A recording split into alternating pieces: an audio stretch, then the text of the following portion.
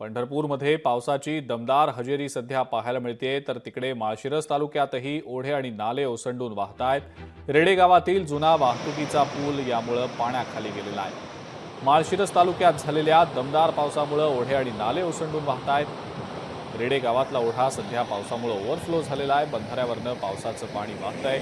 जुना वाहतुकीचा पूलही पाण्याखाली गेला आहे, त्यामुळे रेडे परिसरातली वाहतूक ठप्प पडलेली आहे। बंधारा आणि ओढ्यातल्या ओव्हरफ्लो झालेल्या पाण्यानं पूरसदृश परिस्थिती माळशिरस तालुक्यात निर्माण झाली आहे।